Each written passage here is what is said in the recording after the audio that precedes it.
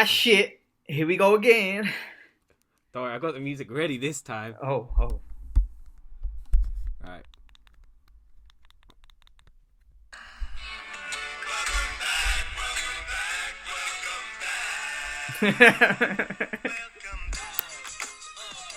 Oh, whoa.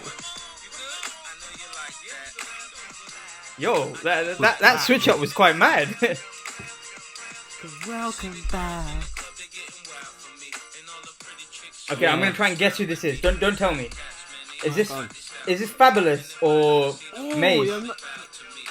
The same city. Jadakiss. Oh, you're literally almost there. They were signed to the same label at one point. He was a prominent bad boy artist. Maze. Yeah, it's Maze. Yeah, I said Maze. You said Maze? I thought you said Fabulous. I did say Fabulous, but then I said Maze. But no, it's cool. It's cool anyway. It's cool. Yeah. It's but yeah, fair play. Yeah, but we're the back. pastor himself. That song. Wait, is he a pastor now or something? Huh? He's a pastor now or something. Pastor. Yeah, apparently. Yeah. But I don't know how true that is, but yeah, we're back. Regardless of all that, people. We hear. We heard. Where's this is episode 7, right? Yes. We're episode 7. I'm not messing that up.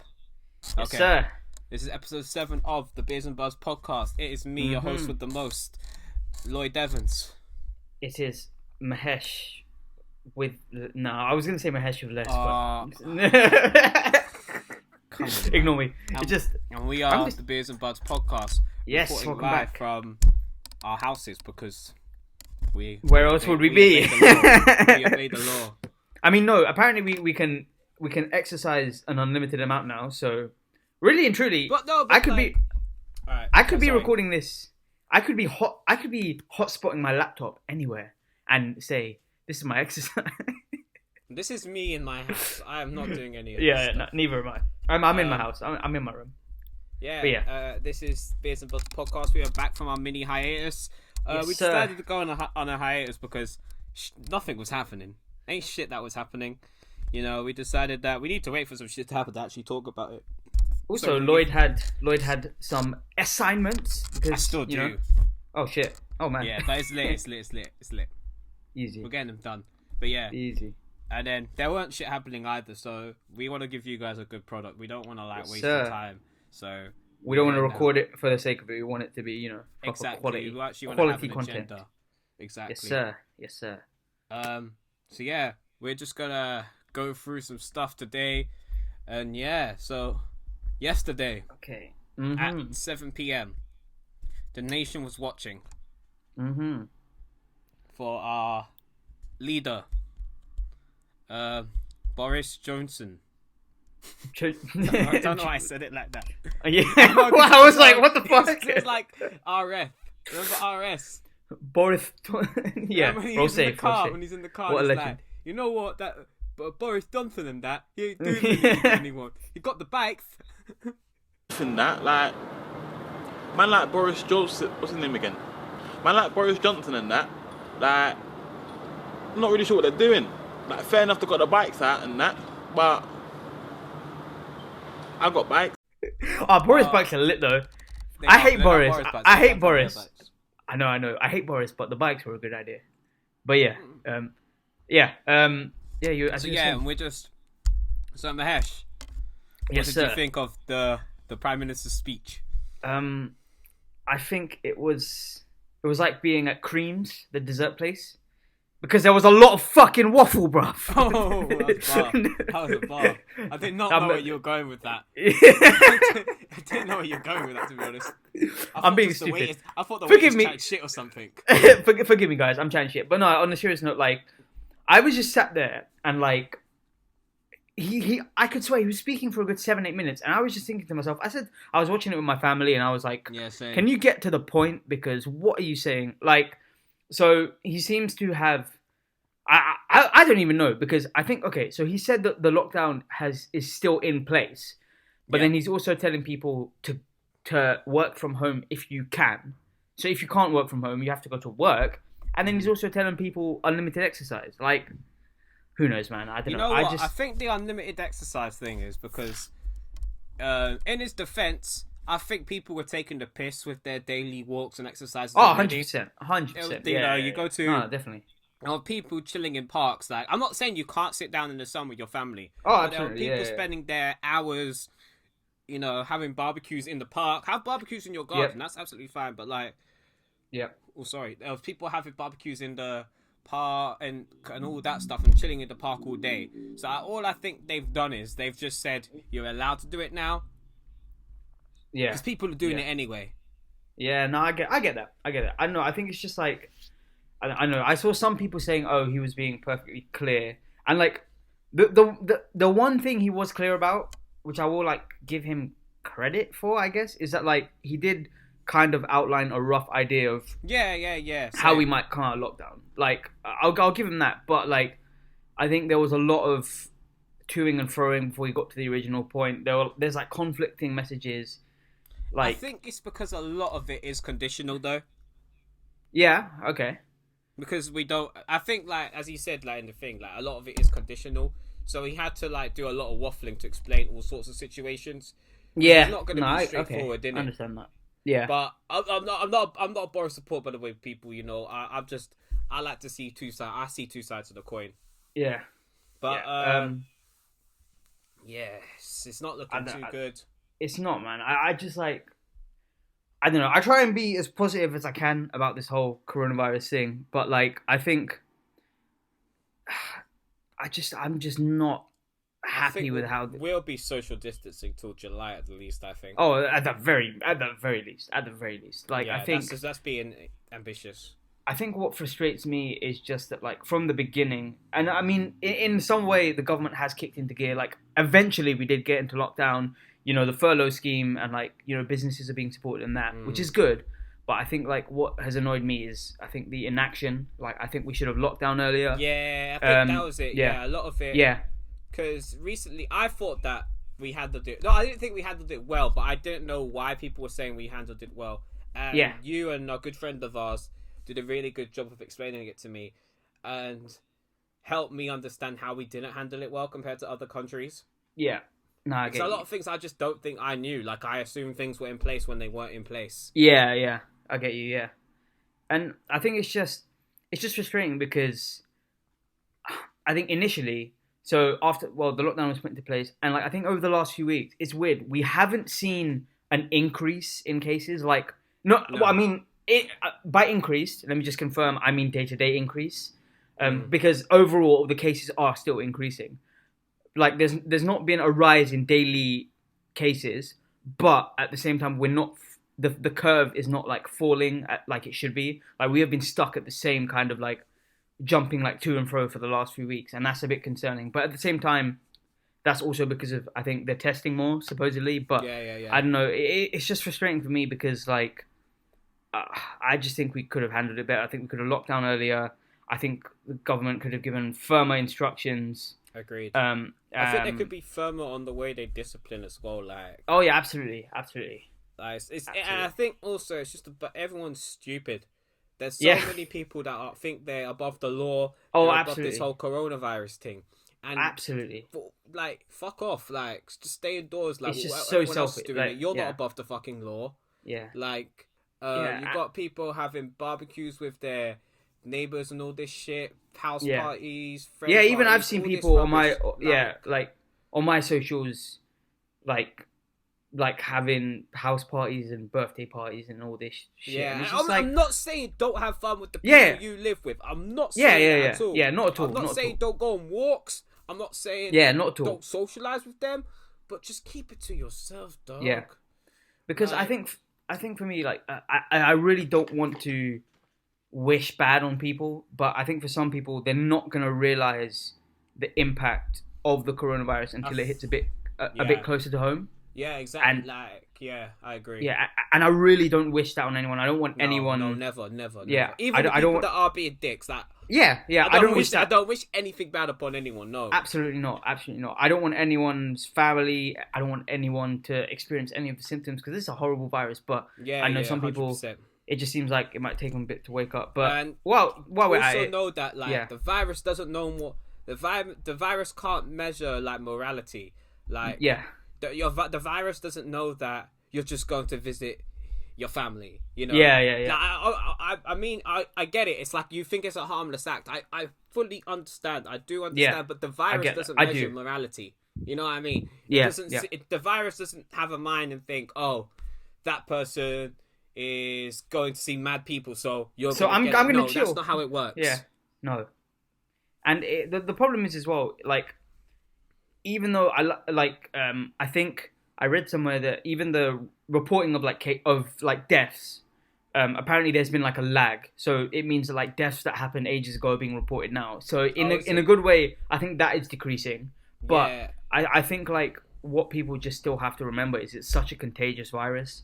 Yeah, And like I think I read in I think it was like the LA Times, I think like last week sometime, and apparently the strand that is active in Europe, well, pretty much the rest of the world except China. So like Europe and US, where like the main outbreaks have happened, other than China, it's a more contagious strand than the original one that originated in Wuhan.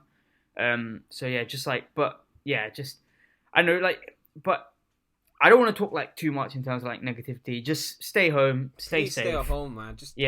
Just don't think no one's above this fucking thing. Yeah.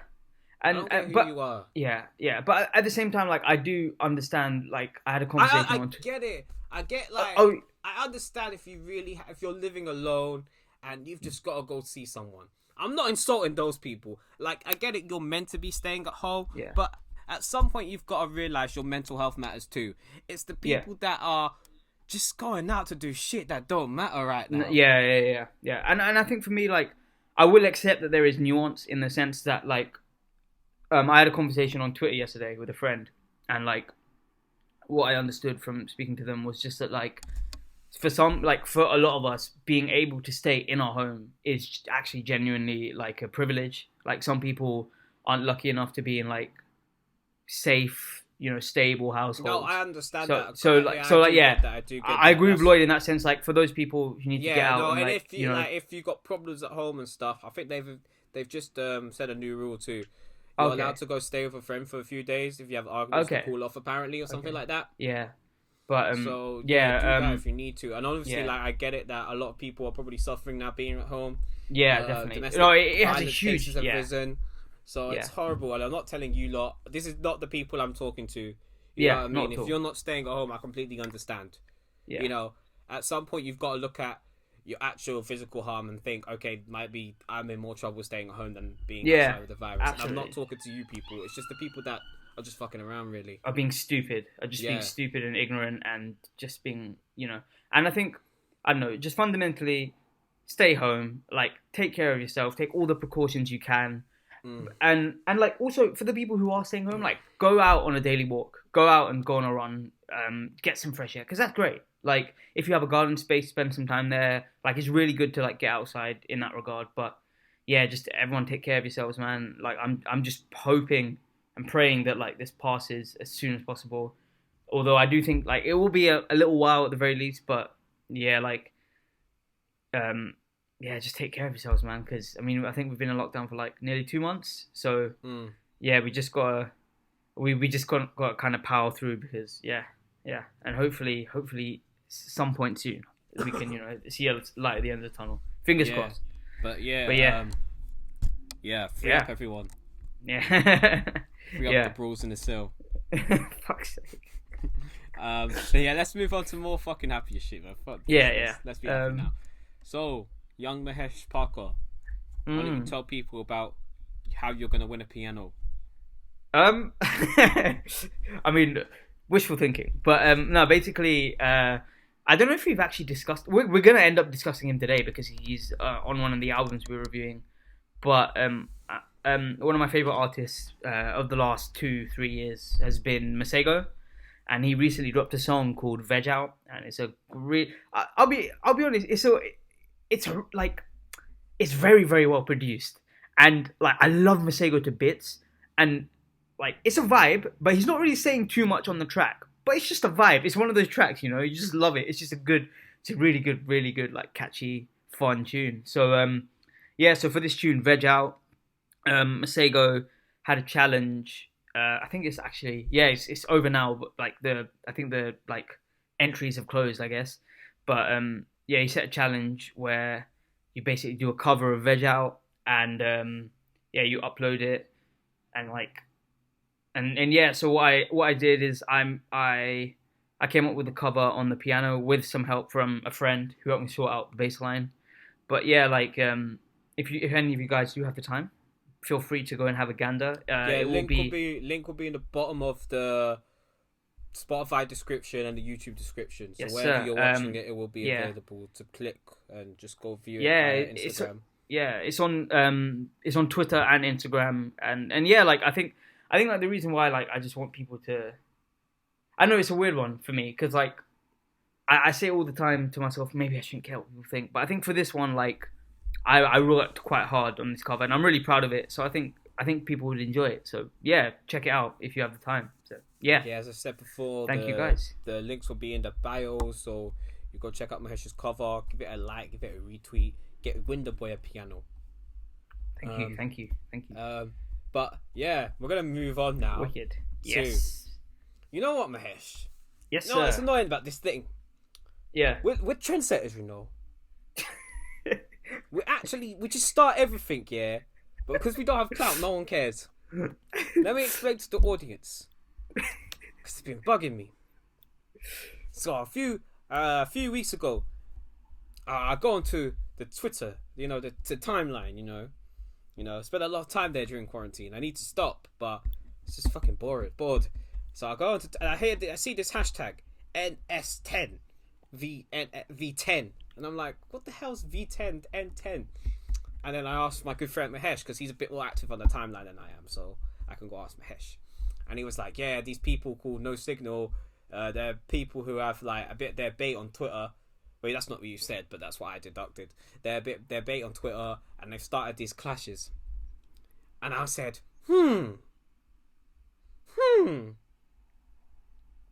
sounds similar to us. But that's neither here or there. We're not going to talk about who's the original trendsetters, because everyone knows it's us. But we're going to talk about the last 3 sort of clashes they did, because those ones that were probably had the most traction. Yeah. And those are the ones I actually liked. I only listened to one of them, but I looked at like the song choices for the other 2. Yeah. So the first one was they did N-Dubs versus Western. How this works is they go back to back, they play a record each, and then people score it on Twitter on the No Signal account. Mahesh, how did you find it? Okay, I'll be real. I didn't tune into the N-Dubs Western one, and let me just add a little disclaimer. That was the only one I listened to. Oh shit! Yeah. I listened to the other 2, but I listened to the other songs, but I didn't like listen to them. Let me just add a little like disclaimer. I think when did we do the J. Cole clash? When did that happen? Oh no! Don't tell me they already did one before. They did it before, bro. I'm sorry. They I think they've been doing it since March. Yeah, but they copied the fucking. Oh, never mind then. Yeah. We did our Cole clash like in early April. They were doing it before that. Bro. You didn't have to tell the audience that, Mahesh. Didn't have to tell them that. Now I look like a fucking dickhead. I just spent the time giving us so much props. Yeah, that's why I was so quiet, bro. That's why I was so quiet. I was just like, oh, yikes. But no, like, on a real though, like, No Signal, just, like, I just have to, all I can do is give my props. It's such a great idea that people come up with. I think, like, in the, like, early bits of quarantine, people started doing, like, sound clashes on Instagram. I do like it better when the artists do it, though. I can't lie. I get you. I like what the artists do with their own music. Yeah, I get you. And I think, like, I don't know, some people might argue, oh, anyone could have capitalized on this and done this, but fundamentally, it was No Signal that did it. Great idea. And, like, so that no signal for... I do agree with that statement, to be honest, but I guess that they did do it, so you gotta give them props. Like... You could argue that if we had more Twitter followers, ours would have popped off, you know what I mean? Maybe. I guess, but... You know what I mean? I guess. But, it's... No, it's a great show. So, I think, they partnered with Spotify, which is wicked. Like it's amazing, and like them, definitely bigger and better things to come for them. And like it's just great to see as well. Like before like we go into the format, it just brings people together. Like I just love seeing the commentary on Twitter. I love seeing the memes. Like it's really really fun. Well. And yeah, so like the TL together, innit? I think. Yeah, and it's great. It's great. It's and like the only problem a lot of people had was during the initial two that I saw was Vibes Cartel and Wizkid and Popcorn. And Burna Boy, and that got into like a bit of countries debate, which a lot of people had issues with. You know, it's just music, it's just good vibes. Let's just try to keep it positive. But other than that, even when people disagree, it's always positive energy, and it's nice to see just people having like harmless debates about music. Absolutely, and I think sorry, go ahead. No, go on. I think as Lloyd said, with Burna Boy versus Popcorn and Wizkid versus Vibes Cartel, like. For the most part, it was just a really good appreciation. Oh yeah, the most part it was good vibes. Don't get me wrong, like it was a small minority that made it. Absolutely, but you had some like just I don't know, just some horrible people. Thing. Yeah, and just some horrible people. And I think like what people forget is No Signal. Like I know people are invested in some of these artists that 100%. That have their songs played on this platform, but it is just a game show at the end of the day, and some people just like went a bit too far. But no, other than that, like it's been great. Like so the clashes I've tuned in for. Oh yeah, I forgot Chris Brown Usher as well. Yeah, like I caught the back end of Burna Boy Popcorn. I didn't watch those ones. I missed those. Yeah, ones. I did. I'm just not the biggest expert or fan. Yeah, that's fair. On Vibes Cartel. And because that was the one that really popped off that everyone was talking about. Was Vibes Cartel. Yeah, I like Wizkid. I like a lot of Wizkid songs. I'm by no means a huge fan of Wizkid, but I like his music. I like his of music. Everything I've heard from him, I've enjoyed. But I haven't ventured into his music, and I haven't ventured into Vibes Cartel either. So I couldn't. I felt like I should like sort of stay quiet, you know. Yeah. I'm not gonna. I'm the type of person who's not gonna give an opinion if it's not an informed opinion. Yeah, I get you, and I think I like to know what I'm talking about before I talk about it. Yeah, no, I definitely get you. Like as I said, the ones, so Vibes and Wizkid. I tuned in for Burna Boy, Popcorn, Drake and Rihanna, and I caught the back end of Lil Wayne and Ross. I saw Chris Brown Usher as well. Okay, fair play. I saw Chris Brown it's just really good. Like, I was sad I missed T-Pain Akon. I was really, really, really upset I missed that. That was quite an early one, wasn't it? I didn't know that. Yeah, I didn't know that was a one. I probably would have tuned into that because I'm just a huge fan of both. Man.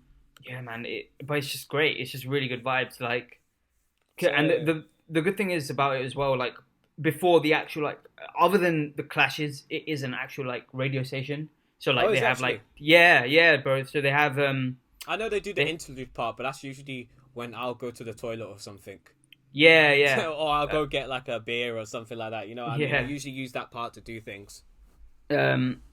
So they've they're always having tunes playing. They have different DJs coming in and it's just a great. I think that was the first time I heard Billie Jean.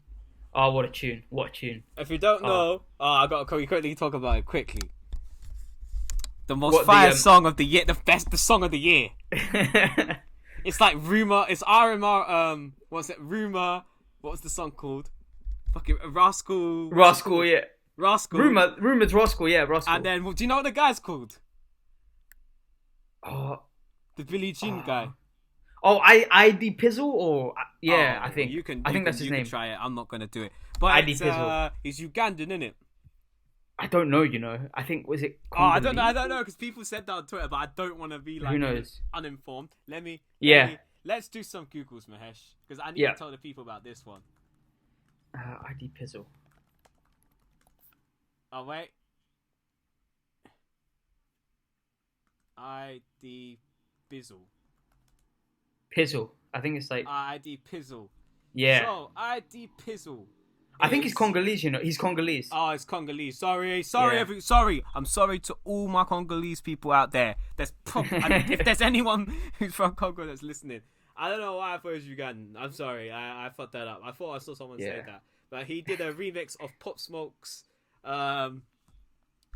Which one was it? It was Welcome to the Dark. Part of that was Dior. It's Dior, of course. Yeah, Dior. And it's just a fucking. It's just at first I thought it was just a fucking joke record, but it's actually slaps. Oh, it's great. It's great. Like so, I remember they were the first time I heard it was on No Signal. I remember going on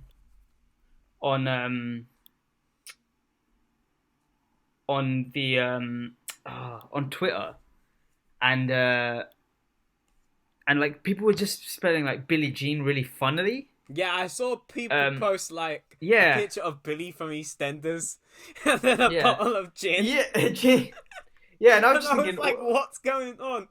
Yeah, and I was just thinking, what's happening here? And then, like, I think it was when I tuned in for, it might have been Burna Boy Popcorn or Wizkid Vibes Cartel, and I heard it and I was just like, yo, because also just like played it during Chris Brown Usher, I think as well. Yeah, and I think they play it every clash. Honestly, that was one clash they didn't play it, and then there was someone who put. Have you seen the Dave Chappelle meme when he's like a crackhead? Yeah, and he's like scratching, and it was like the caption was like, "Have you got any more of that Billie Jean? Billie Jean?" Yeah, and it's in no way like when I heard it, the beat. Sorry, I just lost my train of thought. Yeah, the beat. That's right. So, like, when I heard the beat, I was just like, yo, this is a really well-constructed beat. Like, it had, like, drill aspects, but it also had, like Afrobeats aspects. Like, I really liked it. And then, like, it's just, I don't know, it's it's contagious. Yeah, it's contagious. It slaps, it's contagious. It slaps. Also, I looked up the dates for No Signal. So, actually, let me just put a little disclaimer before any of you come for us. We are in no way claiming credit and saying that we are the originators of this clash thing. Shit. They know I'm chatting shit. Yeah. I wasn't serious. But yeah. Their first one was, I think, it's about a third of what I say on this podcast is absolute bullshit. I want to clarify that now. Yeah, honestly, disclaimer. I don't mean 33% of the things I say on here. I don't mean. Honestly, and like, I just want to put that disclaimer out there because we know how Twitter can be. We know how social media can be. They all spin shit, but in case anyone, disclaimer in it. But I think, their first one was the 22nd of April, which is, I was surprised because I thought... Wait. Yeah, I don't know why... April. Yeah, I thought it was March for some reason, but it was 22nd of April. Right? Sorry? That was after us. Yeah, I think we did Cole in like early April. This shit, Mahesh. Fucking started this shit. I fucking knew it. But yeah, for those who don't know what I'm talking about, we hashed the J. Cole and Kendrick challenge, clash. The song choices are on Think Hip Hop, so you can read them if you like. Yeah. But yeah, let's talk a bit more about the clashes and what we thought of. The songs. So we'll talk about the ones we both like sort of tuned into. So. Okay. Did you look at the N-Dub's Western one at all? Nah, bro. I knew the tunes that were playing because at the time I was practicing, but I had my phone on me, so I was just like, that's what I usually do. So I could still talk about it, but so I kind of figured, and I follow No Signal on Twitter, so like I figured out like what tunes were playing where, but like I didn't listen, unfortunately. I was practicing. Washed them. I honestly didn't know Western had that many songs. Okay. Hear me out. I only knew Into. Hear me out. I am gonna get and Bend Over. That's the only 3 songs I knew. Okay, people are gonna absolutely crucify me for this. I think I am. What are you gonna say? People are gonna crucify me for this, but I think nostalgia has got to people. No, it hasn't. I think music hasn't aged. Some of it's aged really well. Some. The keyword some. I think some of it has aged. When I heard Ouch, I was like, this song has aged really fucking well. Some of it's aged terribly. That's what I meant. I swear has aged really. I think a lot of their really early stuff has aged really well. Fair play. But I'll be honest. Like I'm a big fan of Western. Like I've listened to a lot of their music over the last few years. But they haven't got songs. When I look in the mirror, I don't even recognize myself. Oh, Mahesh. I know. Okay, yeah. That song was a slap. I get it. No. Yeah, No Regrets was bro. I remember when that came out. When was it? Okay, I'm gonna Google it now. Year 9. Was it year 9 or year 10? I had it on repeat when it came out. Oh, same. Wait. No regrets. No regrets. Now because I can see the track list. It was 2009. No, it wasn't. Way. There's no way. It was not when we were in... Okay, no, it wasn't. Thank fuck. It was 2011. I was about to say. I was like, there was no way. Because I know it came out like... 2011? Fuck me. Yeah. We're getting old. Yeah, we're old. Like, I thought it came out like... Because I knew it came out somewhere like in the middle of my time in secondary. So like, I was like, I read... Google got it wrong. I read 2009. I was like, what the hell? But yeah, fair play. What other...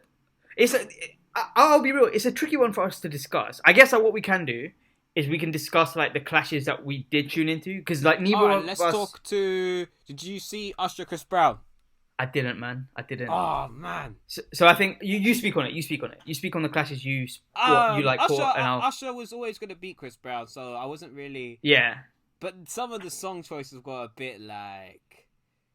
It was like they were playing it off fucking Spotify's like they played Post to Be. Yeah. like okay, Post to Be and No Guidance shouldn't have been played. I get it. I do get it. But let me just add that I still think Post to Be is a fucking banger. Yeah, but I'm not... It's not one of Chris best songs. Right? Yeah, it's not. It's not. We'll talk about the two. We'll talk about the two we saw, because I've got the track lists up too, so we can actually speak about two. So we'll speak about Lil Wayne versus Rick Ross and Rihanna versus Drake. Yeah, because I caught the whole of Rihanna versus Drake, and I'll be real, like I did catch, I think about half of the Vibes Cartel. Yeah, I didn't catch any of it though. So, but the only issue with that clash was that the clash, like word of the clash, I think went over to Nigerian Twitter, so they kind of hijacked the polls. So like, no, we're not going to talk about the polls. We're just going to talk about our own scores. But yeah, we're going to do our own scores. We're not going to care about the polls. Fair play. But like, no, I actually did enjoy that clash, because like, for me, even though I think I listened to more Afrobeats, way more Afrobeats than I do dancehall. But it was nice to like listen to like different genres of music, I think, for me, and it was nice to kind of just like just listen really. Same for me, but I'm not gonna talk about it because I just. Do you want to do the Lil Wayne? Yeah. So I'm gonna quickly score it up in my head because I've got it up on Spotify. Okay. All right. I'm gonna be real. Yeah, I don't know all these tracks, so I don't think it's fair for me to comment. Oh man! There were some of them that on Twitter I was really angry about. One of them was during Lil Wayne and Rick Ross. I think for the third song they played Maybach Music 2 against Love Me and Love Me 1 on the polls, and I was fucking fuming. Yeah. Maybach Music 2 is such a fucking banger. Like, it's got Ye, it got T-Pain. You got Kanye and T-Pain in the early 2000s, and the late 2000s, and you expect me not to fucking like it. That's like literally, that's like the format for Lloyd Evans record. In the early 2000s. Like, that's a way to get me to like anything. Yeah, like, I think, you know what, Ross actually did a lot better than I thought he would. Yeah, no, I tuned in from, when did I tune in from? Mrs. Officer onwards, I tuned in, and I'll be real. Oh, what tune? From Mrs. Officer onward, I think Ross comfortably won like those rounds of tracks. I think some of it, I would say they didn't play the best Lil Wayne songs. Okay, fair play. I think they could have played a bit more earlier Wayne. I'm a big fan of early Wayne. Yeah, you can speak on Wayne more than I do, because I don't know Wayne's catalogue that well. I think they didn't play anything from the Carter 2, which is a bit of a sin in my eyes, because Carter 2 is Wayne's best album. And they didn't play anything from any of the mixtape. So Wayne has two really good mixtape series called The Drought and Dedication, and they didn't play anything from that, so I thought that was a bit of a sin. But yeah, the Carter 2 music really hurt me. But other than that, they did play they played a lot of Teflon Don, and I can't blame. That's a fucking good album. Yeah. Some of Ross's songs, I didn't know they hit. I forgot they hit that hard. Ross is just... I'll be real. Like, Ross is one of those people. Like, I don't know his catalog that well. He's not like one of those artists where like I know all their albums in depth. But every time I hear Ross, you just gotta like take your hat off, man. He's just so smooth. He's got about two flows. but he makes the two flows. It works. It fucking works. Like he has two flows. Yeah. Ali Boumaier is the only time I've heard him use a different flow. Yeah. Yeah, like it's he's just great. And like from when I tuned in, so from Mrs. Officer onwards, alright. Onwards, yeah. For me, I think Ross washed Wayne after that. Yeah. But I'm going. Yeah, he might have washed him. He might have whitewashed him from then on. Let me just count. 1, 2, 3. I've got Wayne winning 1. For me, the only round that Wayne won was the one that had Pussy Money Weed playing. That was it. Everything else. I really like Tears of Joy. Well, Okay. It was Tears of Joy. Wait, which one was against Pussy Money Weed? Was it Tears of Joy? I think it was Tears of Joy, MC you know. Hammer? I love Tears of Joy. I love the instrumental on that. I'm not sure, but it might have been MC Hammer. Pussy Money Weed, like that tune, just like okay. Again, I'm gonna get a lot of stick because I'm just not as cultured as some people. But that was my first time hearing Pussy Money Weed, and like for me, that sample of that sample of Jazzy Bell, man, that little vocal sample, it's just masterful, and the beat, it's just like, I think it's just an amazing example of how a sample can be used in different contexts and have just completely different outcomes. Yeah. Because like in Pussy Money Weed, that like vocal sample, you have it like quicker and with more bounce, and then in Jazzy Bell by Outkast, you have it like a bit more laid back, a bit more reflective. Exactly but honestly, other than Pussy Money Weed, I think Ross washed it from then. But that was a really from when it's just bangers, man. Stay scheming, just unbelievable. You know what I was saying? Unbelievable. That was so difficult. That one was probably the hardest one I had to choose. I think I went for Stay Scheming. I went for Stay Scheming because of the nostalgia. Because it just took me back to like secondary school. You know what it is, yeah? I don't even think it's... for me, I was just thinking... It might be a better record. I think it's a better written record. Okay, yeah. I get you in that regard. I'd agree with that as well. Scheming. Like, Lil Wayne had Bobby Valentino sounding like a fucking police car. He sounded like a fucking siren. Yeah, I'd agree with that. And of Van Dyke and Gomez singing it. No, wait, shit. Was it in like that hip hop? They did like a hip hop quiz type thing. Yeah. Was that what it was? Yeah. It was like Van Dyke and Gomez were singing it. Yeah. But yeah, like for me, I think what it is. Okay, I'll be real. Stay Scheming for me, it's two things. It's a club tune. And it's a gym Drake's tune. Drake's verse as well. Unbelievable. Drake's you weren't with me shooting in the gym, but you wasn't. Like the amount of times. Oh man, just unbelievable. Reach, it was for the record. Yeah. Now when they reach, it's just to sell their records. Spaghetti Valley, in the Polo Lounge. Rolling around might look like. But we heavy though. You think Drake will put some shit like that? You never know. Never know. It's just that verse. Drake's verse on that song is cold. And I think I don't know, they're different tunes. Mrs. Officer is definitely more laid back, but for me it was just like Stay Scheming is one of my go-to gym tunes, and also when I've heard it on like nights out, just bangs. I've never heard it in the club, honestly. You're missing out, man. It's great. But you will at some point. Hustling versus A Milli as well. That was fucking difficult. I just missed that one. What are you picking? Hustling or A Milli? I'm picking A Milli. Yeah, same. I think. I'm picking A Milli. It's so difficult. And another one was BMF or 6'7". Okay, I'm not gonna lie. I don't remember what BMF sounds like. What? They say a big meat. Larry Hoover, whipping work. Hallelujah. You don't know that song? I probably heard it, but nation. It's not fair for me to say anything because I don't. Yeah. I have to have a better idea of the song before I can make a conclusion. Fair. Comfortable. Really what a fucking tune. That was difficult too. Comfortable Aston Martin music. That was fucking difficult. I think. You know what? I think I was going. You know what is? If that version of Aston Martin music had Drake's verse in it, I think I might have gone with it.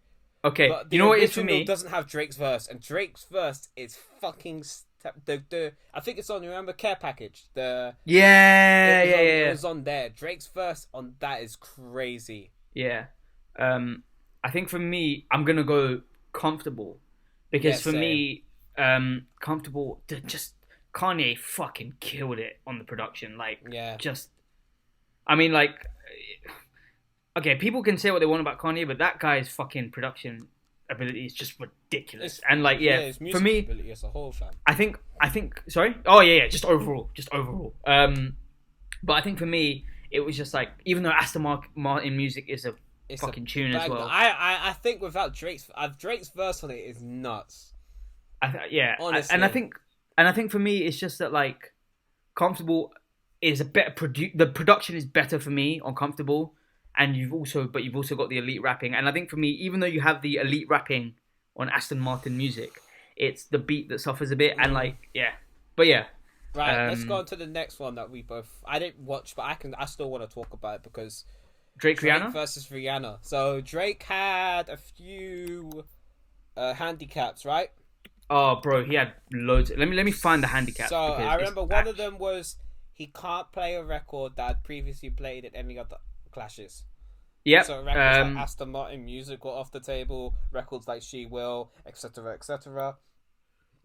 He couldn't play any. Drake wasn't allowed to rap. No rapping Drake. No Drake with any songs of Rihanna. Yeah, man, it was quite mad. I cannot lie. Like the restrictions were mad, but who did you have winning? I think for me, I still would have said might have pulled out the bag for me, you know. Let me see the. Have you got the track? Yeah. So number one was Diamond Dancing versus Work. I'm going. I fucking love Diamonds Dancing. You're going Diamonds Dancing. I'm going. Okay. Diamonds Dancing. I'm going. My favorite ever Drake and Future songs. Okay. Diamonds, I think for me. Diamonds on me dancing. Let me. Okay. Are we gonna go through like track by track or? Yeah, we could do. Okay. Round by round. Okay. Yeah. Round by round. I'm saying Work because that's just. Alright. So you got Rihanna. Yeah. Drake for that. I got Rihanna. Yeah. Wild Thoughts or mine? Wild Thoughts, man. Wild Thoughts. That is just. That was like the tune of 2017, man. Yeah. That, like the summer. So you got 2-0. I got 1-1. Yeah. This one was difficult, man. Girls Love Beyonce or Kiss It Better. I went Girls Love Beyonce. I do. I went Girls Love Beyonce. I think I'm gonna go Kiss It Better. You know. Okay. Fair play. I think for me it was. I do like Girls Love Beyonce though. Yeah, no, I really like that too. Girls, and I think. And I think James Fauntleroy's, I don't know if I'm pronouncing that right. His vocals just great.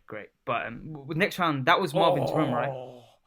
This one was difficult. Love song. What was it? Marvin's Room. Marvin's Room for me, man. I went Marvin's Room too, but yeah, I really fucking like Love Song. Marvin's Room just. Wow. No, you know what it is, yeah. What Rihanna and Future did on fucking Love Song. Yeah, really good. And can I just say that Henry, who she was the one who was representing Rihanna, her song selection was top notch. Yeah, but, except for this next one. You know what? I'd say except the last round, but anyway, let's move forward. Except this one. One Dance or Rude Boy. I mean, for me, yeah, I think One Dance was always winning. That's I don't really like Rude Boy. I like Rude Boy, but for me, One Dance is the tune of that's another like summer anthem. 2016 summer. That was the anthem, so yeah. So yeah, what have I got it now? I think I've got it like 3-2 to Drake or something. Yeah, I had it 3-2 to Drake at this point. I picked one for Rihanna, so I have it. Yeah. 3-2 to Rihanna, I think. All of the lights are used to. That's not even a fucking debate. What is it? Controller and no. All of the lights are used to this.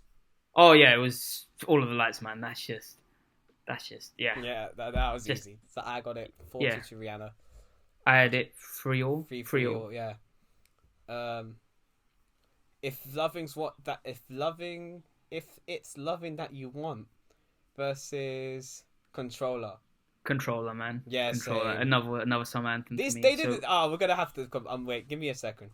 After we'll have a conversation. Yeah. So I've got it. So you've got it. What have you got it? 4-3, Mahesh. Yeah, I think I've got it 4-3 to Drake. Yeah. And I have it 4-3 to Rihanna. Yep. Best that I ever had was Sex With Me. Best I've had. Yeah, for me. same. So, Yeah. as I said in our group chat, Sex with Me is a gal record. Yeah. Like, I would never listen to that song. Fair play. Like, why I think would I still think it was a good I record. listen to that song? Yeah. Sex with me so amazing. No, I'm not listening to that play. shit. What we on now? What you got? I've lost count, man. Wait, I've is got it on 4-4. Spotify? I've got it 4-4, so you have it 5-3 to Drake.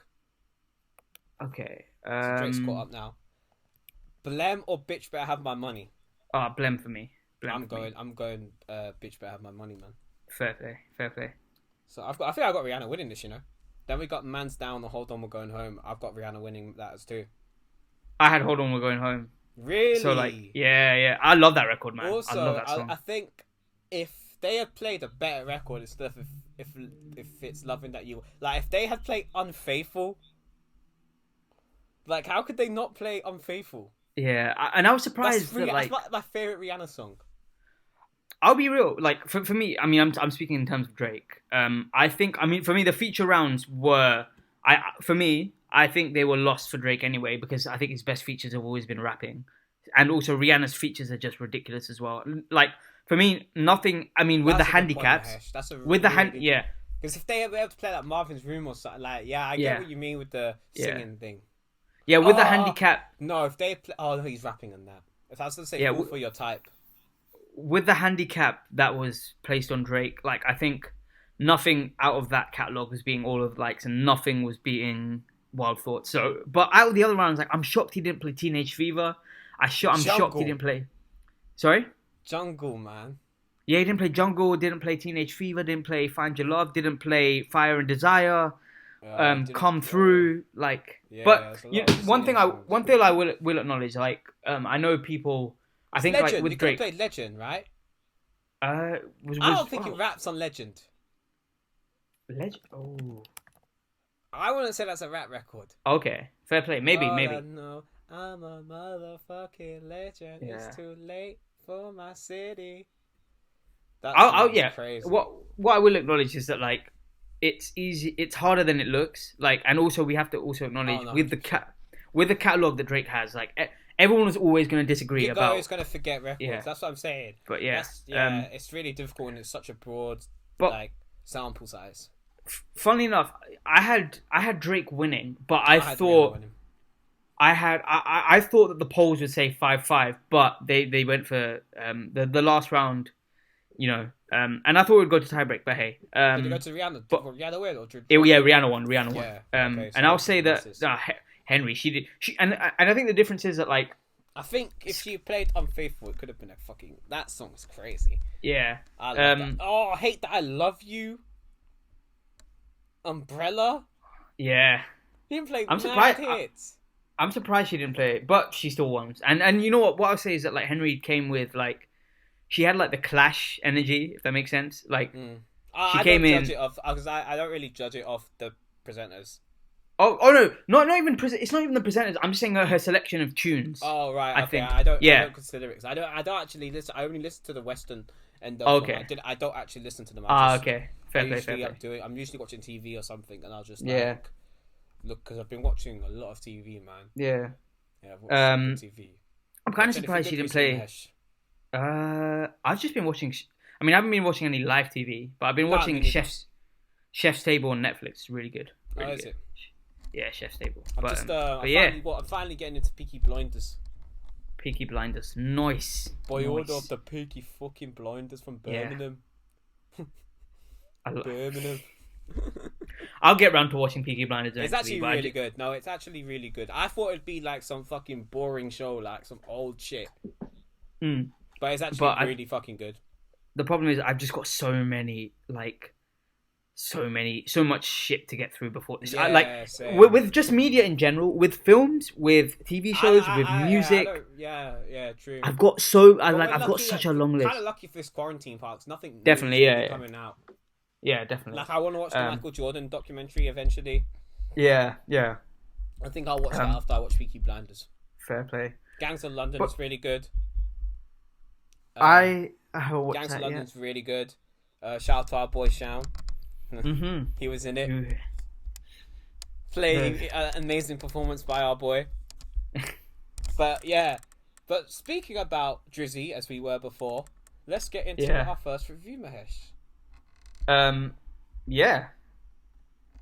Right. So we are. So what is this project called first? Before I say it wrong.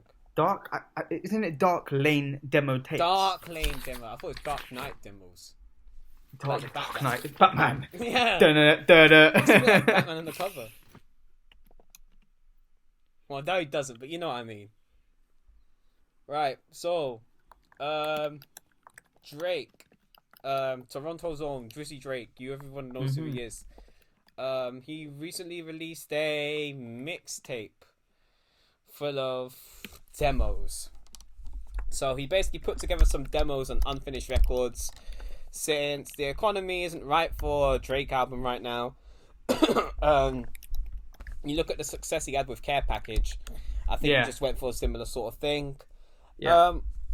But I also wondered if maybe by naming it Dark Knight Demo or Dark Lane Demo, that maybe he was just trying to lower people's expectations so people wouldn't give him that much criticism.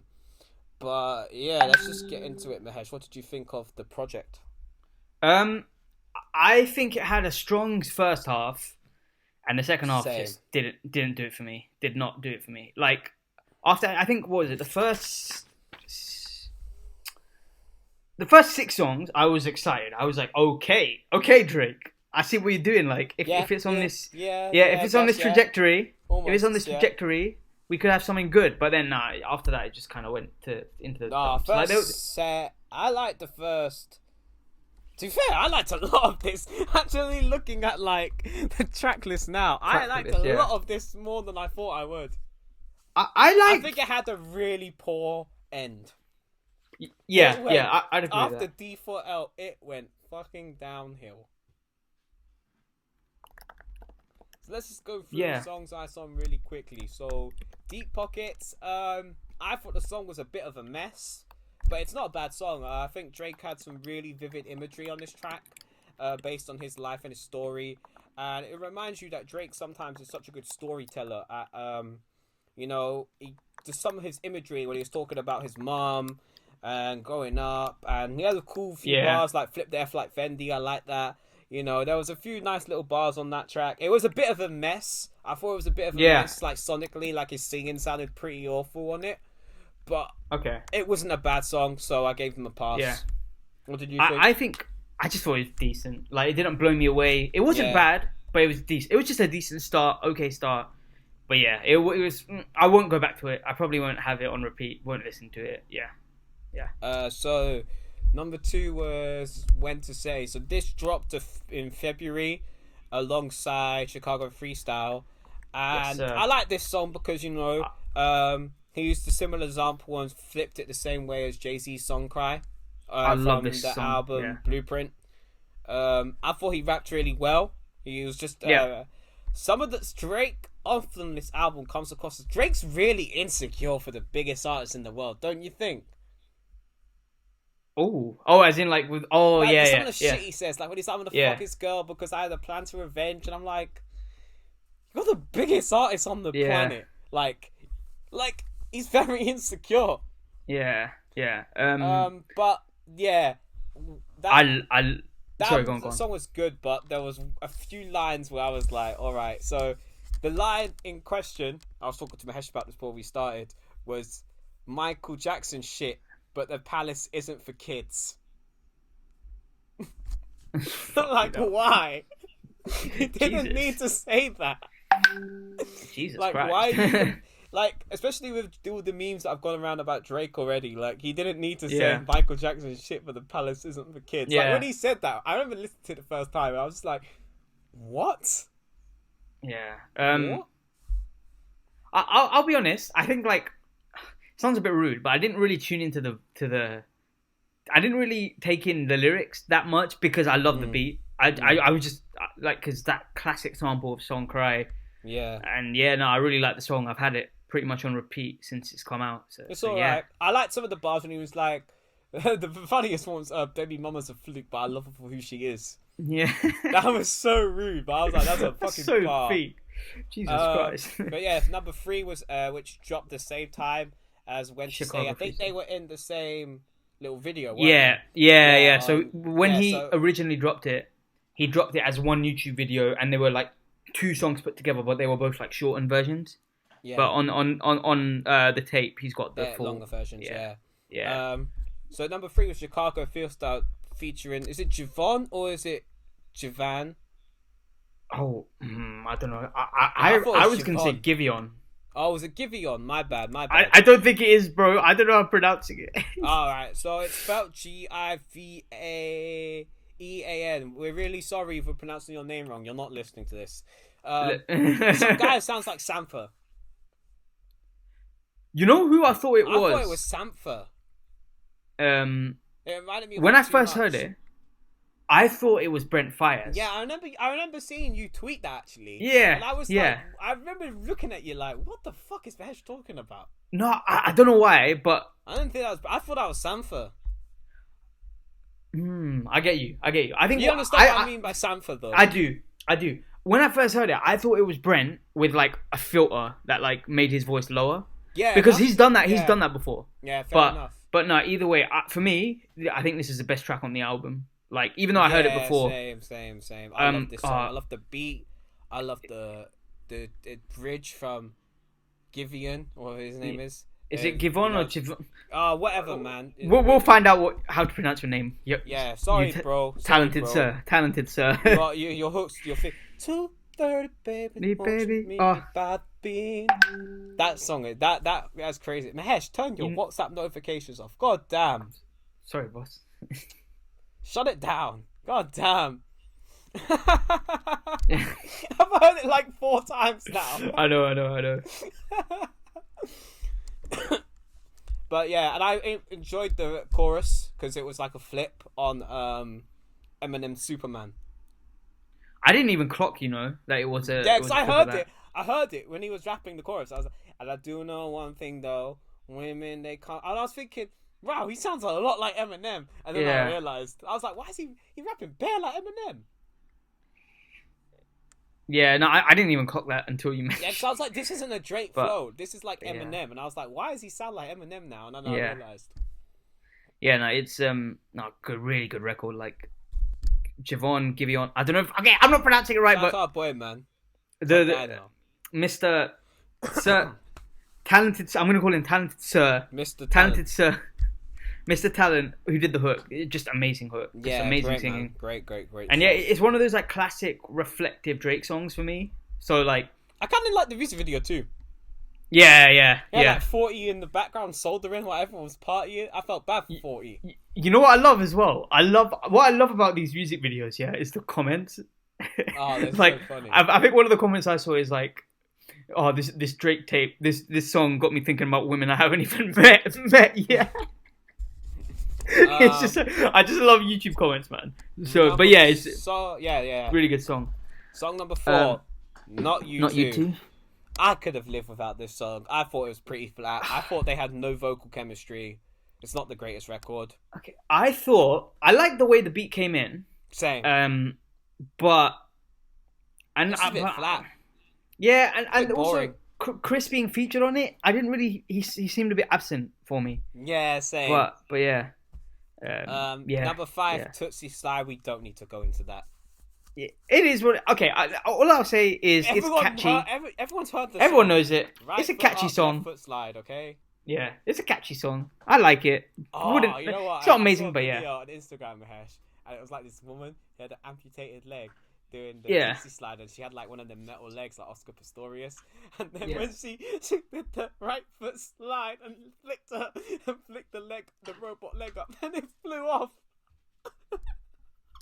No, what the fuck? Well. It like came completely off. I was fucking dying. Oh man. Cause I didn't know what was gonna happen, and I was like, "Oh fuck's sake!" But yeah, song number 6, Desires featuring Future. I fucking love this song. I really like this song. I'm trying to put you somewhere where no one can find you. I love this song. This leaked a while ago because I heard this song. I think this came out like a week after Life's Good. Yeah, it got leaked, didn't it? Yeah, it got leaked. And then Yeah, it got Drake leaked. leaked it, and then Drake put it on SoundCloud. Oh, mad. Yeah. So it leaked. But I think I it like leaked around the same time as Life's Good, and then Yeah. it got put on SoundCloud like a week after Life's Good came out. So that's what I thought. I thought we might be getting What a Time to Be Alive too. Yeah. But yeah, I really like enjoyed this song. When I initially heard it, like a couple weeks back, months back, didn't really do it for me, but I liked it. The beat is like really simple, but it works. Hearing a conversation, me and you had a conversation about it, and you weren't really feeling it like that. But yeah, I like Desire. Yeah, I liked it a lot. I'm trying to put you somewhere where no one can find you. Yeah. Time Flies. I really like this song as well. Okay, Time Flies. You know what it is? I really love the hook. The hook is really catchy. AMG.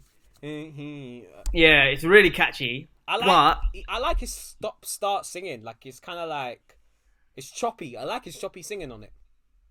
It flows really well using the beat, that kind of choppy style he has on it. I thought it was really good. I get you. But the hook was sick, but the rest of the song it was just a bit meh. Like, yeah, true. Maybe it was just the hook that got me, but I really enjoyed the choppiness of it. Yeah. And again, I think the production was quite simple, but it worked. Nah, it worked. I think Drake complimented it really well on that song. Yeah. And Landed? No. You didn't like Landed? Nah, man. It sounded weird to me. Landed. I actually kind of liked Landed. I thought he was really good. I like Drake's flow, and I like the hook. I think he could have done with a feature on Landed, you know?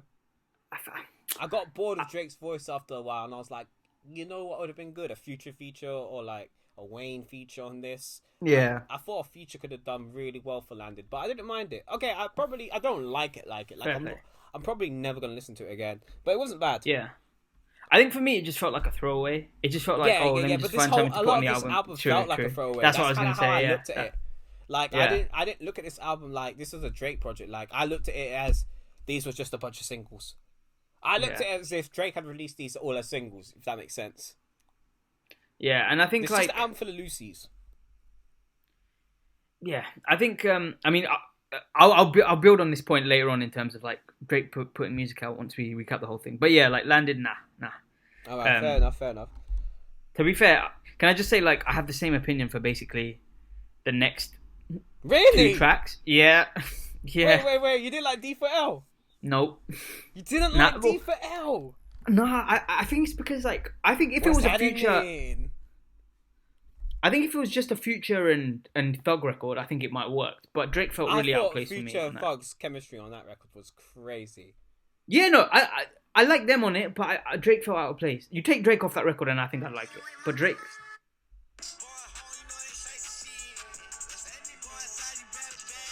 Yeah, I love that shit. Was it the joint album that Future and Thug did? Was it called 3? No, it was called Super Slime, something like that. Super Slime. Yeah, oh yeah, that it kind of sounded like something off that. It did actually, yeah. Yeah, but no, I don't. I mean, I liked. It was a Future and Young Thug type beat for me, but Drake felt out of place, and it didn't feel too polished. But yeah.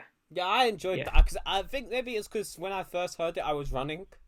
Yeah. Because the first time I heard this album, I went on a run, and it came on, and I was like, it gave me energy. Like I was like, what's happening? Yeah. But after this, I have the same opinion as you of the rest of these songs. Yeah. I didn't like any of them really. Yeah, I'm not actually no. It changed a bit, but Pain 1993, nope. That shit was ass. Drake was terrible on it, and I don't understand why people like Playboi Carti so much. I don't get it. Okay, I don't listen to. I've heard one of his albums that was released 2 years ago called Die Lit. It has a few decent songs off it. Yeah, I think like it has a really good song with Uzi on it called Shooter.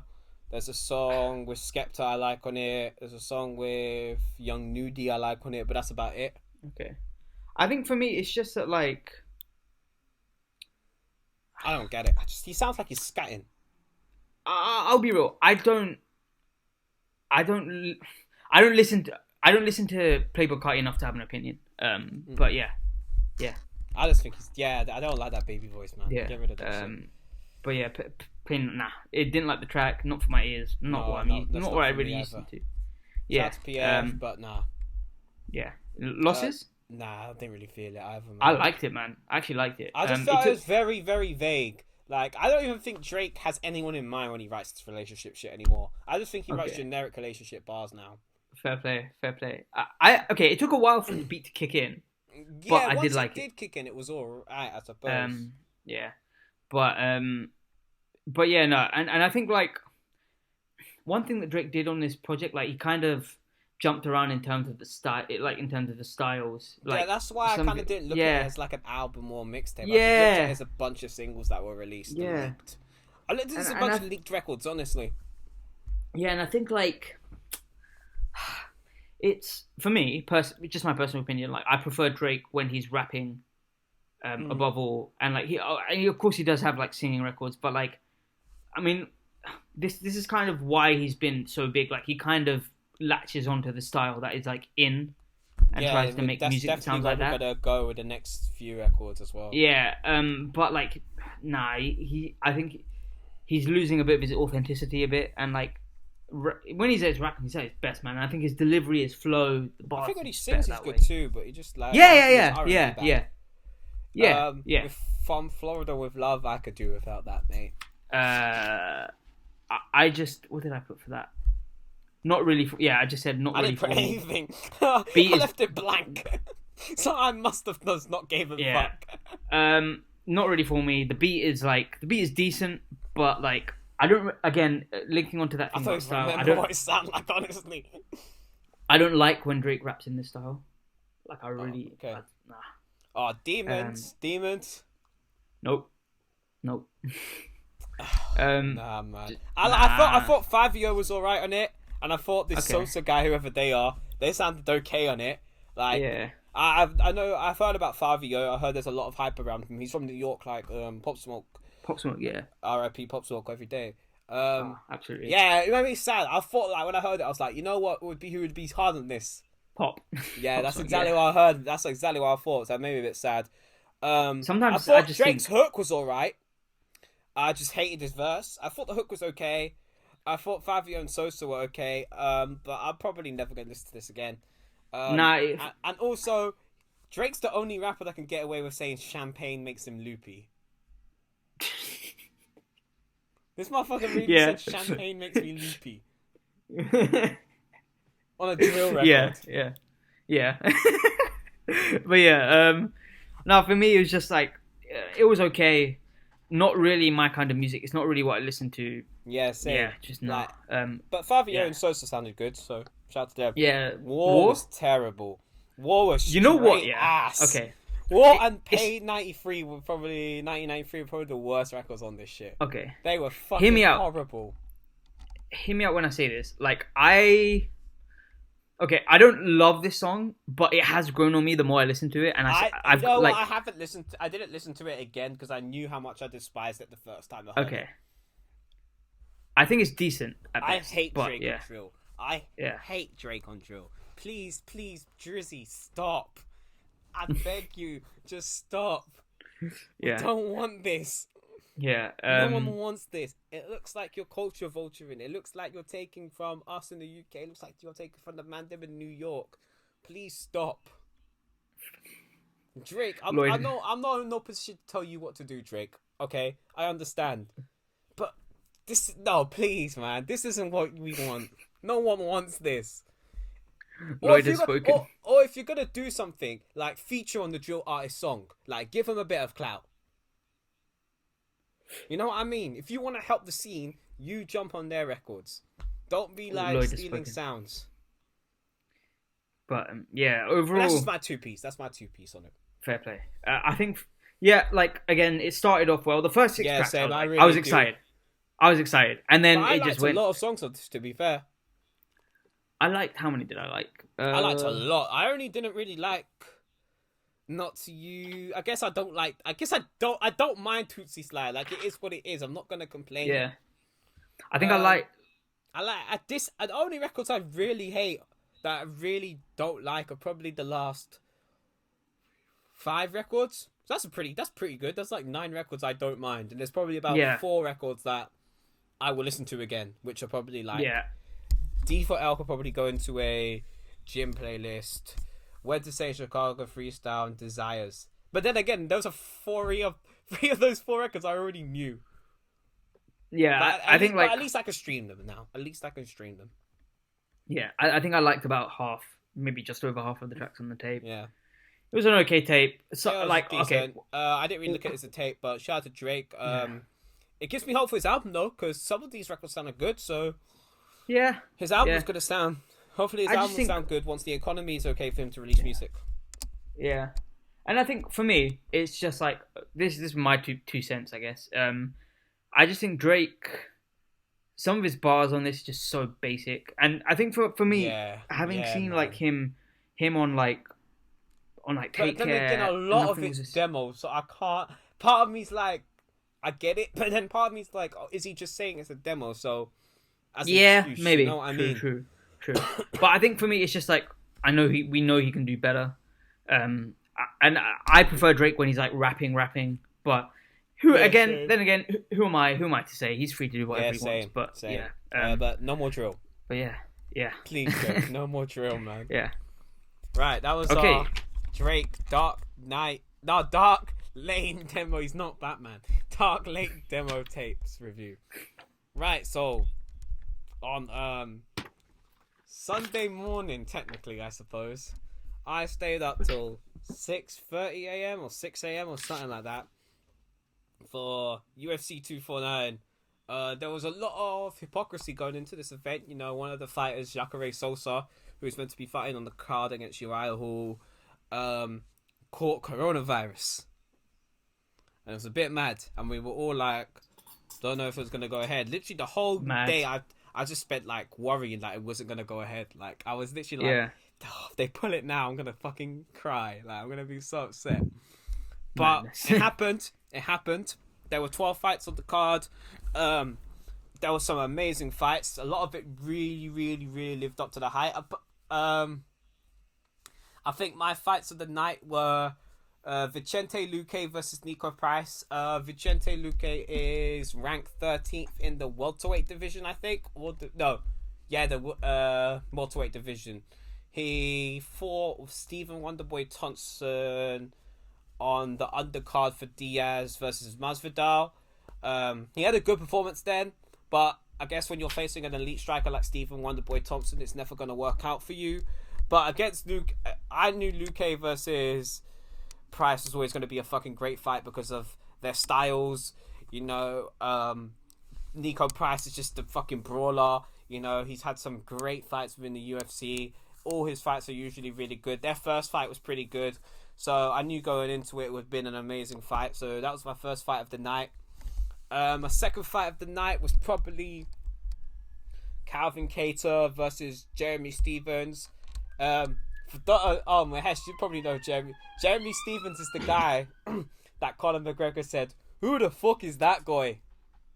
Oh, to you. I mean, yeah. I'll be real. I don't know. That's your only recollection with him. But he was the one who was like, "Who the fuck is that guy?"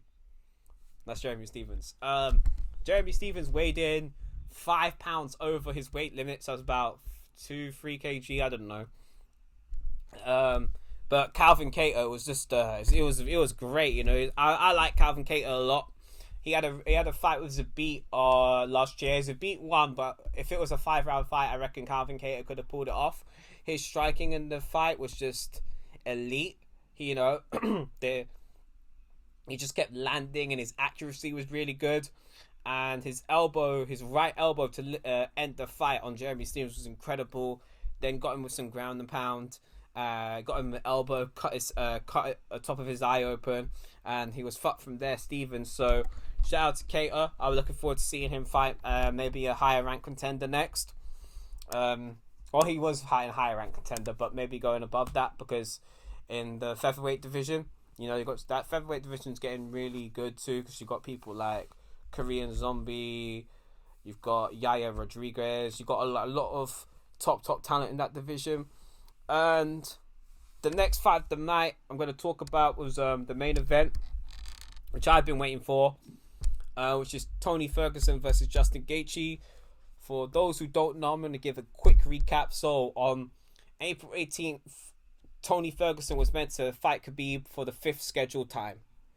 but it fell out again due to a confusion on behalf of the UFC and behalf of Khabib. So Khabib went back to Russia thinking that the fight would be in Abu Dhabi, but then Abu Dhabi closed their borders, and so did Russia. So Khabib got stuck in Russia, couldn't fight Tony Ferguson. And I've got to give props to Tony Ferguson, because he could have just said, nah, fuck that. I'm only going to fight for the title now. I'm on a 12-fight winning streak in the fucking division. I've not lost since 2012. Like, give me a fucking title fight. But no, Tony went to fight Justin Gaethje. Justin Gaethje, he's a top contender in the lightweight division. There was rumors that he might be the next to fight Conor, which I don't think is obviously going to happen now. But that fight was incredible. Just not really on Tony's side. It's probably the worst I've seen Tony. But I don't really want to dwell on that because I'm such a big Tony fan, and I really wanted him to win so he could fight Khabib. But Justin was just incredible. You know, Justin Gaethje is usually someone who doesn't mind getting hit. He'll just walk towards shots. But this fight was the most strategic I ever saw Justin Gaethje, which is probably because he didn't have a whole fight camp. You know, when Tony would come in, Justin Gaethje would just hit him with the straight, and it was literally just the 1-2 just kept hitting Tony all night. And got credit to Tony, his chin held up, like he was taking some fucking shots. And but Justin Gaethje, he was fucking incredible. And yeah, my performance of the nights go to Justin Gaethje. Obviously, I just said Cater, who I mentioned before. Probably one of my new favorite fighters, Bryce Mitchell, who's a fucking hillbilly kid, who fucking dominated the black belt jiu-jitsu and Charles Rosa on the ground early on in the night. And you know, he was the one of 2 people to ever secure a twisted submission within the UFC and try to go for it again multiple times. And the other performance of the night was Henry Cejudo fought Dominic Cruz. Dominic Cruz, for those who don't know, is a bantamweight legend. He came back in 2016 after being off for 3 years, fought the champion TJ Dillashaw and won. Then I think about a few months later fought a Team Alpha Male, Cody Garbrandt, lost the title and hasn't fought since then. Cejudo was meant to fight Jose Aldo, who everyone, for those who don't know, he's an MMA legend. You know, he lost to Conor McGregor in 2015 in 13 seconds, but before that he was a fucking MMA legend. He fucking ruled the featherweight division. But because Aldo was in Brazil, Dominic Cruz stepped in because Henry Cejudo wanted to fight a big name. But Cejudo was great. I thought Dominic Cruz just looked a bit slow. But I can't blame the man. You know, he's old. He hasn't fought in a long time. He's a really good analyst. So Henry caught him at the end. You know, Henry was fucking boshing his legs with those leg kicks at the beginning, and they had a clash of heads, and where Henry, I think, realized that because Dominic Cruz fights in weird angles, his head goes in weird places. So a knee to the head hit Dominic Cruz, and then Henry finished it just before the end of the second round. You could argue it was an early start, but yeah, knee to the head, and then just a few punches, just ended it for Cruz. So yeah, Henry Cejudo gets my other performance of the night thing. There was a few questionable decisions between Cowboy Cerrone and Showtime Pettis. I thought Pettis, it was close. I thought Pettis did it, but a lot of people didn't. And Waterson and Esparza. A quick shout out to my guy, 42-year-old Alexei Olenek, the first fighter to secure victories in 4 different decades in MMA. He beat Fabricio at Verdum and made me lose a lot of money. So shout out to him. Yeah, honestly, it was such a good night. As I said before, like, if you've got to go check it out, and if you're new to the UFC, I reckon like Luke versus Price, Cater versus Stevens, and Ferguson versus Gaethje, probably my fights to go check out, honestly. But yeah, it was a good night. Some more fights this week on Wednesday. You've got Glover Teixeira versus Anthony Smith for light heavyweight bouts. There's a few other good bouts during that fight. And then on the weekend, you've got Overeem versus Walt Harris. So yeah, that was my little UFC breakdown. But yeah, man, that was Lloyd with the UFC. I think I gave a proper like formal breakdown on that. You know, nice. I sounded proper like smart. Lloyd's gonna be the new He's gonna be the Stephen A. Smith of UFC. You could have just said the new Joe Rogan. Oh yeah, shit. Also, You just said the new Joe Rogan. true. You have the persona of a Joe Rogan more than a Stephen A. Smith. Yeah, exactly. I'm not gonna be like, yeah, man, Tony Ferguson was ass. That's not me. But yeah, we're gonna talk. Oh fucking hell, we gotta talk about it, don't we, Mahesh? I don't want to spend too much time on this prick, but yeah, I guess we can give him briefly 2 minutes because we have to. But the Instagram live record was broken recently. Yeah, by good old 6ix9ine. Daniel Hernandez. Yep. So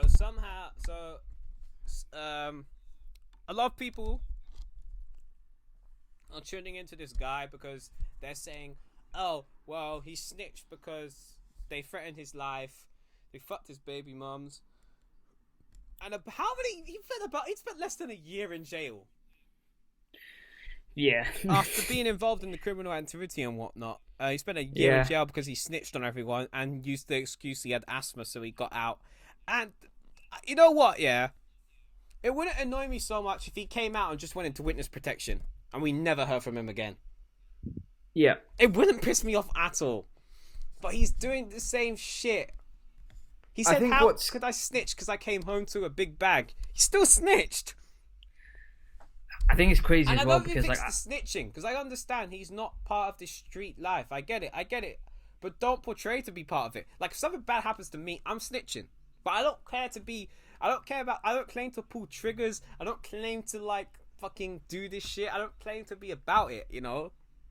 It's just the general exploitation of gang culture and hip-hop culture, and it just kind of like that sort of annoys me, you know what I mean?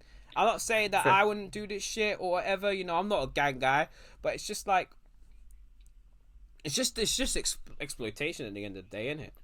And that people have been, you know, brought down because of this. Like there are people rotting in jail now because of this fucking prick.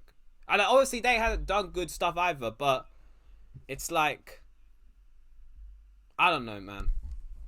I don't know. I just don't really. I think he's a waste of breath, to be honest. Yeah, he's just. He dropped a song as well, which has got like 97 million views in 2 days. I've heard crazy. clips of it. I've heard clips of it. I won't stream it because I don't want to put a fucking dime in his pocket. What's crazy is just that like everyone is saying they hate him, but there is like how is he reaching these numbers? But anyway, like. Yeah, he's just. Yeah, I guess he's out. It's just annoying because like a lot of these like people, like I know we're speaking about it, but like a lot of these people are speaking about it. Like we're not gonna like pop this in like the fucking description and make him like the fucking headline of our fucking podcast. Yeah, but that's what a lot of these fuckers are doing. Like academics needs to fucking grow up. Honestly, I hate him. No, I don't hate him. Finished. But he's so moist. Honestly, I didn't mind him before, but now he's just Don I've ever seen. Like this guy couldn't wait to post 6ix9ine. Yeah, He's the wettest Don. Academics, you need to fucking grow up, mate. 28, my ass. Yeah, it's just like I know. I just don't really want to give him that much attention because I think me neither. he is just there to trigger. For too long. Yeah, he's just gonna trigger people. Let him do his thing and burn out of his own accord. But yeah. Don't stream. Please don't stream 6ix9ine. Let's just try and like stream. Let's just try like let's support. No, it's not even support authenticity. I'm not talking about gangster authenticity. I just support like people being who they want to be. Yeah. If he came out, started rapping like this rainbow hair kid, not about this street stuff, then it would be fine. But yeah, whatever, man. He's gonna do what he's gonna do. I'd like to see how long he can carry on doing this. Yeah. But yeah. Right, fine, fuck it. That's made me a bit sad. Let's talk about something else now.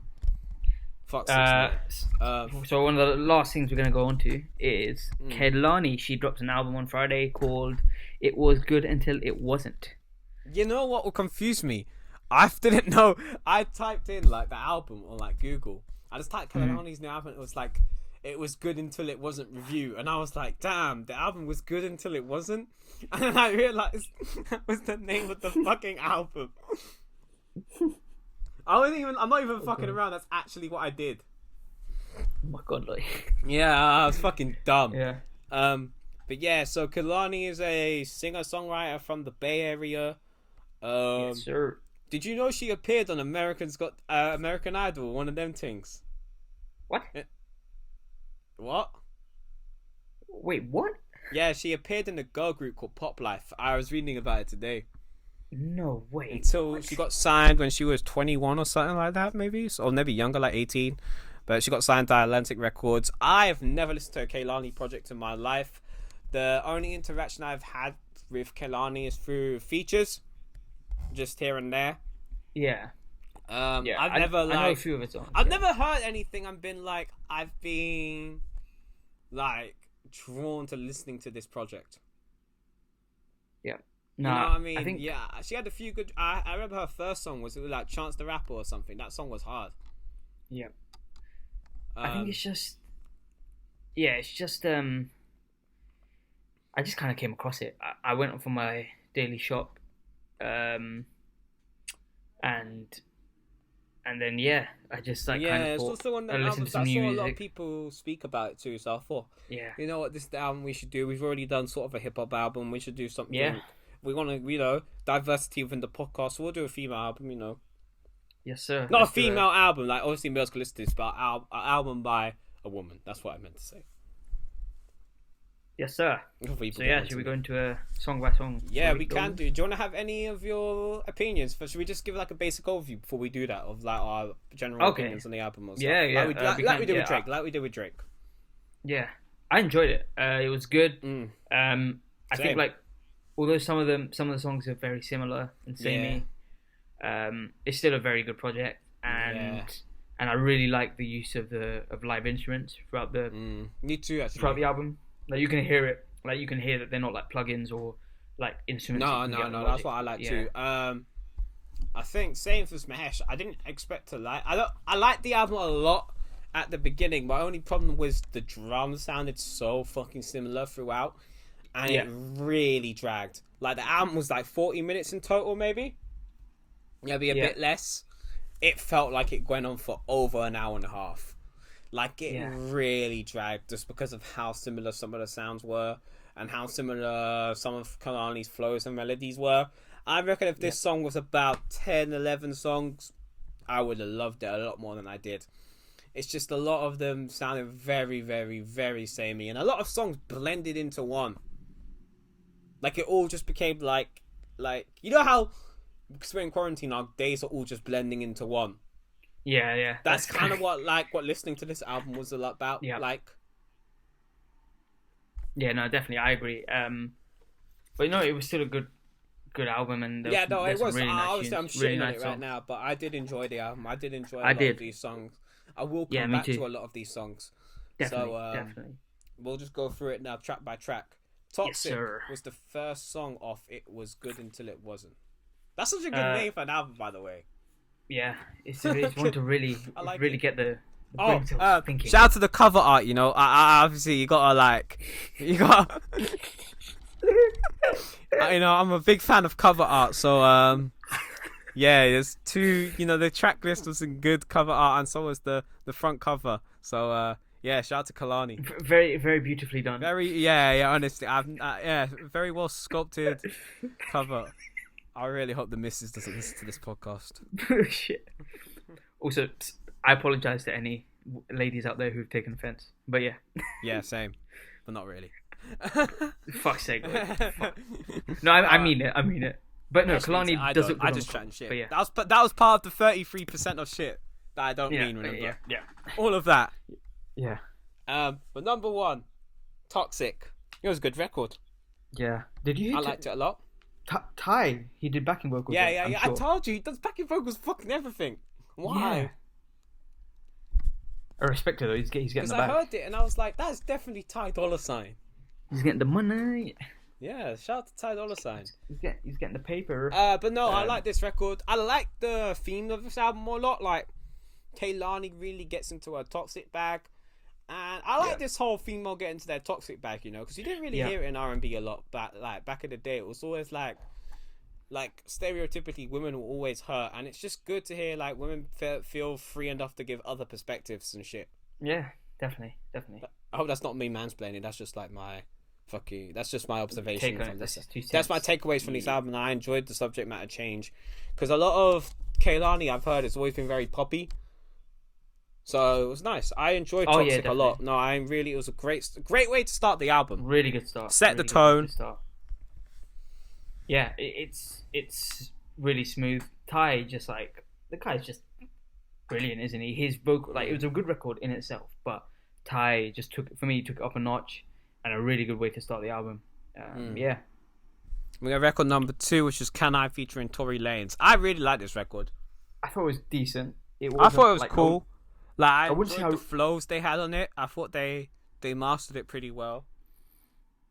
I think for me it was nice to hear Tory sing because for me, like, the first Tory Lanez record I ever heard, also I'm probably late, I think it was Say It. Yeah, I think that was the first one I heard too, man. Yeah, Say It, and he was singing on that, so like it was nice because he raps as well, and he does all kinds of styles. So like it was nice to hear him sing because he's got a really good voice, and it was nice to see them go back and forth. Yeah, so, I enjoyed. I liked the record. I don't know if I'll return to it, but I did like it. Yeah. Record number 3, Mahesh. Bad News.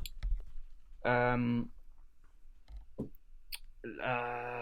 loved it. Loved the beat. The slow kick and snare with the slow hi-hats. I love it. And yeah, really like the song. Really like the song. Yeah, I liked it too, man. No, I enjoyed the snares and the hi-hats too. No, I really like this album. It was just really similar to the last 2 songs. I don't know. I did enjoy the song though. I did like that song. We won't do the skits. Obviously, we'll just leave them. Water. I enjoyed Water a lot. I thought this song was very basic. Like, it was very stripped back compared to the rest of the album. Like, I enjoyed a lot of the stripped back songs. I thought the basic hook was just alright. It fitted well. I thought it was like a short song, but it was perfect length. I enjoyed Kehlani's flow a lot on Water. So yeah, that was probably one of the standouts to me. I actually really like that joint. Yeah, no, Water. I love the piano at the start. The production is just excellent on the song, and yeah, I really like Water. Really like it. So it's good for you. Yeah. Change Your Life. Oh, this was a good record too, man. Oh, I want to say something about this album too. All the features did their job. All the features did their job. I love Janae on this record. Their voices are kind of similar, but not really. I feel like Kehlani kind of has a unique voice. Like, I don't really hear anyone like her. Yeah. I don't know, Kehlani. Yeah, I think you're right, actually. I think she has a really unique voice. But she sings in the same sort of pitch as Janae, but it's like the scale is sort of similar, you know what I mean? Yeah, but I think she sings like slightly lower, and her voice has a bit more like bass to it. That's what I like about Kehlani. Yeah. I think that song was really good too. You got any opinion on it, Mahesh? I thought it was decent. I really liked Janae's part, but like I'm not sure if I like the whole song. I didn't really like the hook.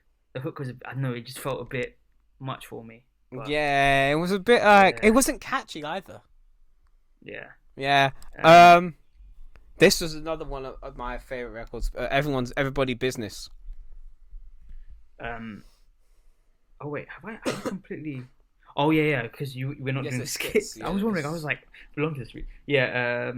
I love the guitar in it, and I like the flip of fronting as well.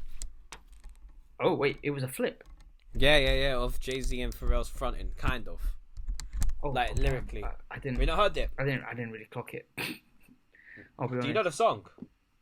No, front. How does it go? Fronting. It's the song where Jay-Z says, "I call you for real because you're the truth." I haven't heard it, bro. I call you for real because you're the truth. This one. Oh yeah, I'll be real, man. I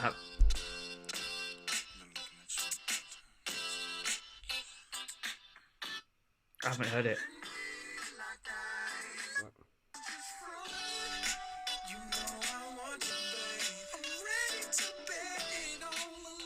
No, I haven't heard it, bro. Nope. Oh. Nope. Oh wow. But yeah, that was sort of like she sort of used the sort of melody of that and the chorus of Everybody's Business. But I really like that song.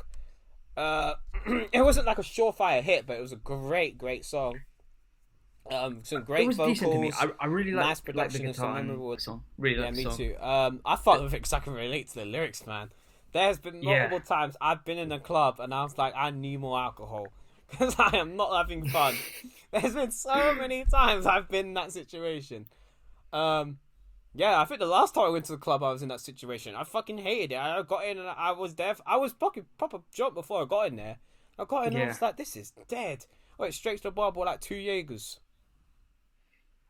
But yeah, I really enjoyed the song because I could just relate to it a lot. Yeah, I always need drinks when I like when it's not music that I normally listen to. If that makes sense. So like, so for example, I don't do well with pop, but like, when I'm drunk, I do well with pop. Exactly. But I have to beat off my. I have to beat like fucked for that to work. Yeah, same. But yeah, no, really good record. The sax is really smooth, and I really like as Lloyd said, it sums up like the feeling about like clubs, and also slums. Can't speak. I'm not functioning today, man. Now it kind of sums up how I feel. Also about like approaching women in clubs, because like I think Kehlani was speaking about like how, oh, maybe I'll have a drink and then approach you. that goes from. Yeah, that goes through my mind a lot. Yeah. Previous old Lloyd, in case the missus is listening. Because sometimes you see a beautiful woman in a club and you're just like, oh, I should speak to her. But then you're like, oh fuck, I'm scared. And then you're like, okay, let me get this liquid courage down me to try and. Yeah, for real. But yeah, no, it's a really good record. My only gripe, and it's not really a gripe because it's a good record. Oh yeah. I really wanted Massego to have a verse because I think he would have come up with something really cool. I was happy to see him on this album though. I was surprised. Yeah, no, me too. It was nice to see him, but yeah. What's his FM?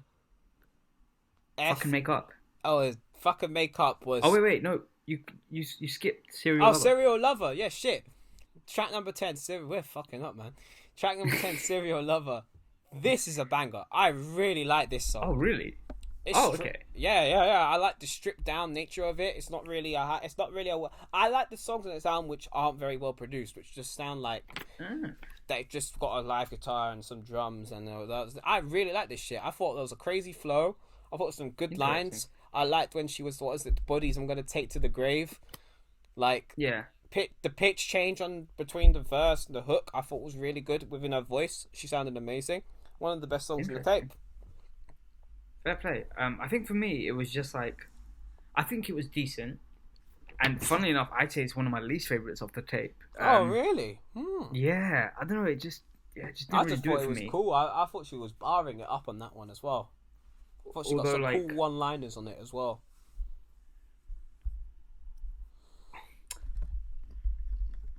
Although I will say that like, I did like the line where she said. I got girls I want to give my last name. Yeah. I felt that one. But yeah. Okay, so it's Fucking Make Up. This one was cool. It sounded like a lot of the other songs. This is the part where I was like, this is starting to drag now. Yeah. That is when I realised this tape was starting to drag. Because it's a short album. It's 39 minutes. That's the thing. It feels like so long though. Yeah. It felt like it was so long. Yeah. But nah, I think for this one I only really I like the beat and that was it. Yeah, I didn't even like it. It sounded like a lot of other shit. I could have dealt with this. Can You Blame Me featuring Lucky Day. Really liked it. Lucky Day fucking killed it. I love his voice. He's amazing, man. His voice is different. He's got. Oh, I think like. Have you seen his Tiny Desk concert? Yeah, it's fucking amazing, bro. He's just got an amazing voice, and you know what's mad, Lloyd? I'm gonna blow your mind here. Guess how old he is? How old is he? I don't know, man. Like 25. Like he's 34, bro. Mad. Yeah. I'm glad he's getting his break now, man. Yeah. He's got the fountain of youth, but no, he's a quality musician, and I really like the song. the production is really good, and Lucky Day, like his feature kills it. Yeah, Lucky Day was really good. I'm glad that he was on it, but I enjoyed the shifting production on it as well. Like the drums were kind of stop and start on it. It did again sound like a lot of everything else on the tape, but Lucky Day helped me break it up. I felt like Kehlani's voice on it was the same a lot of it too. Yeah. Like it just made the album drag, even though it was not bad album. It's not a bad album. It just dragged so much. So hearing Lucky Day was good because I was like, phew, another voice. Yeah, and it sounded really good on it too. Oh, this next one, Mahesh. Oh, Grieving featuring really James Blake, Enfield's very own, Gang. Latimer and Winchmore. Wait, you went to Winchmore? Yeah. What? Mad. Yeah. It blows my mind that someone from Enfield is on records with Kehlani and Travis Scott and Beyonce. And Beyonce and Kanye West and Drake. Oh, and J-Rock and Future. Get out of town. He's amazing, man. James Blake, respect. Enfield's very own, man. I need to listen to his music properly, but yeah. I'm a big EVO. fan. Mahesh knows I'm a new big label fan coming. Of James Blake. Yeah. EVO. I'm an idiot. Sorry. He needs to wear SBTV behind bars. No. Last Link Up TV shit. Never mind. Link Up TV mic check. Oh god. But I fucking love James Blake's voice. It's just different, man. It just hits different. Every time I hear it, it just hits different. Like it's just different. I don't know what it is. It's like so eerie, but so like beautiful at the same time. I think I've got the perfect description for it. I think his voice is really ethereal. It is. That is a great word. It's just so aesthetic. It's like spacey. Like it makes me feel like there's a few people's voices. Travis Scott's voice does it for me when he sings. There's like a few other people that could. Cuddy does it for me when he hums. It's just that sort of like otherworldness about it. Yeah. But the song's good before that. But I think James Blake coming on it was just really good. He gave it a really nice breakdown. His vocals shift as well, like from like electronic. The vocal layering was really good. Really good. Really good. Man, that song was dope. I think the production was different, but I really liked it. The bass and the bass line. The bass one was definitely done on an actual bass guitar, which I really liked. Oh yeah, you could hear it in it. Yeah, because the rest of the bass I think was like 808s and like an R&B bass line, which is like made of like maybe synth. Yeah, this is really cool, and James Blake kills it, man. No, he did his thing, man. Wicked track. Open, Passionate. So this is one of them songs that I like 2 songs in one. Yeah. I think my opinion for this song sort of is the same as Fucking Make Up. Yep. It's just the same sort of stuff you get on the whole album. It doesn't sound bad. It's just nothing new. And when you've heard 13 songs of the same shit, you just like, I just want it to be over now. But I thought the beat switch on it was cool. I enjoyed the layering on the chorus, so they sort of layered Kehlani's vocals so it would echo and have this sort of reverb effect, which is pretty cool. But that was the only takeaways I had from this joint, Mahesh. Yeah, I'd say it was decent. The open bit was decent, but I'd say I really liked the beat switch. And like I would have liked to have seen like a full, like a longer version of that, I think. Yeah, so I like the passionate part. Yeah, definitely. Yeah, I preferred that. Last song, Lexi's outro. So I did a bit of research on this, Mahesh. So this song was just sort of a woman rapping really well on it, like someone called Lexi rapping really well. And I did a bit of research and found out that this rapper was 21 years old. She's from the Bay Area. And Kehlani was really close to her, and I think she died recently. I don't know what of. No way. Yeah, and that's why she was sort of that's why she ended the album the way she did. But she was spitting. Oh, man. She was spitting. Bro, that was a great way to end the album. That was a really good way to end the album. Because I was wondering who is this person, because I wanted to check it out, because she was spitting, obviously. But But it was quite sad. But I thought that her verse was crazy. It was just literally a great way to end the album. Just about a minute and a half of rapping. She raps really well. Honestly, and she went in. really good way to. She end did the go album. in. It was really awesome. And yeah, R.I.P. definitely. to her, man, and God bless Absolutely. her family. God bless Kehlani and all that. Yeah. But yeah, that was this album really was good until it wasn't. Like, it really was, like, it was good, but it just was too long. That was my thing. If they had cut maybe 4 or 5 songs out of this, I would have loved it. Yeah. Because around track 11, I was like, alright, it's dragging. We have listened to some long albums on this podcast, but like this one felt quite long, and it's mad. But yeah, it's like, yeah, I actually really enjoyed it. My only criticism is like I would have liked a bit more variety, maybe some more upbeat tunes, because Kehlani can. Yeah, that's really what I think it was as well. It was all so downbeat, low key. Not low key as in like low, like it was all like low scale music. Yeah, definitely. Like, there was nothing. I get it. It was the tone of the album, and it was cohesive. It was too cohesive. Yeah. It was way too cohesive. Yeah. But yeah, that was our review of Kehlani. Yeah, is there anything else we need to get into, Mahesh? We do. We have one more thing to get into. Yes, sir. We have one more. So, we have a thing to get into. So, Mahesh, I want to know what your opinion is on it. Yes, sir. So today, I was just before we started recording, I had a friend message me. My boy Ginny. It's not his real name, but yeah, I can give his fake name. No one knows who that is. But yeah, he was like to me, "Yo, G-Eazy, Tiger, and Tory Lanez have a music video on Pornhub," and I said to him, "What?"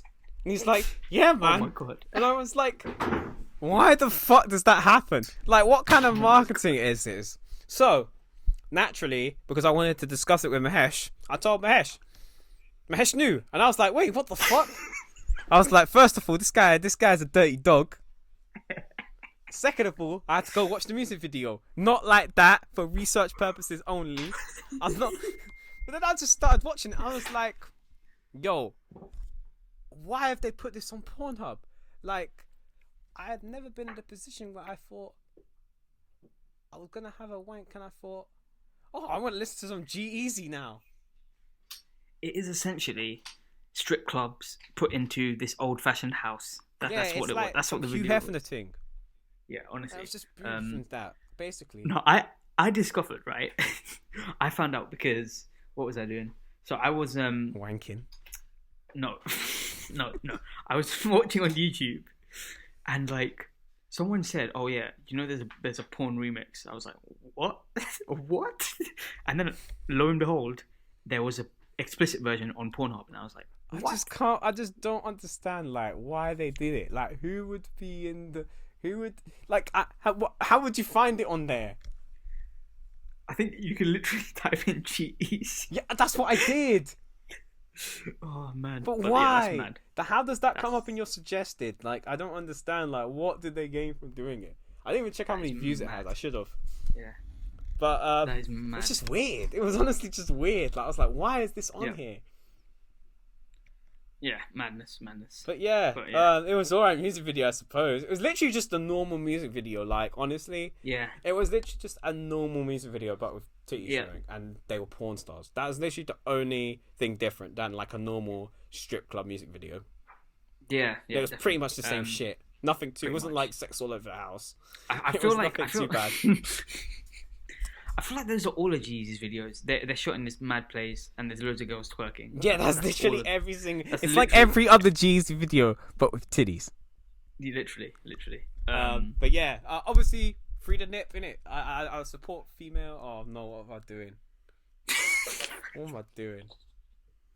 Just sound like an idiot. Yeah, you do. Let's just move on, man. But yeah, just before we go... I'm gonna do artist of the week, and you can do producer of the week. Oh fuck! Okay. So, artist of the week was suggested to me by a good friend of mine who has a friend who's doing PR for this artist in London at the moment called Iman Lake. And naturally, she was like, you could check it out, but if you don't fuck with it, don't like put it on the podcast, because obviously you got like a good product here. And I fuck with it, man. He had 2 records. They were called, let me go check, because I forgot the names of these shits. Stranger Days was the good one, and 11-5. I liked 11-5, but I think Stranger Days was the better record. So this is Stranger Days by Iman Lake. From my sources tell me there should be an album coming out soon. So when it does drop, I'll mention it on here and go check it out. Support unsigned talent in it. So support local artists. He's from London, so yeah. Just support British artists, of course. So yeah, that's my artist of the week, and song should be here. If you're listening on YouTube, sorry bro, it's not happening because we are not getting blocked again. Yes. But if you're on Spotify, here's the song.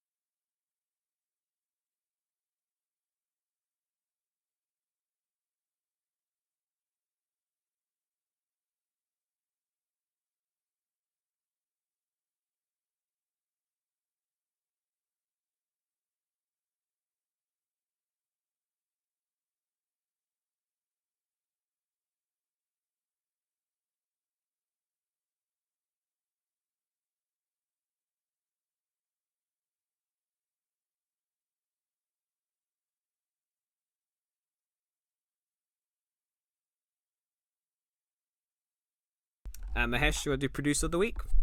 So I'm gonna give it to DJ Dai, who is good choice. Yeah, so I watched NPR have started doing this this series where they just break down like producers and like their favorite samples. So like they've had DJ Dai on, they've had DJ Premier, and they've had a few others.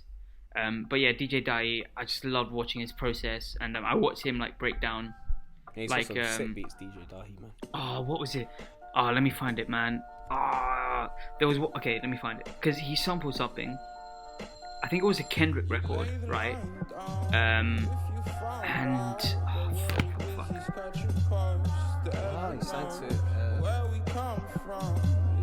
Oh yeah, Loyalty. Yeah, so Loyalty. Oh, he produced Loyalty. He produced Loyalty, yeah. And I think like Loyalty, it was mad. He like produced a Vampire Weekend record. That's weird.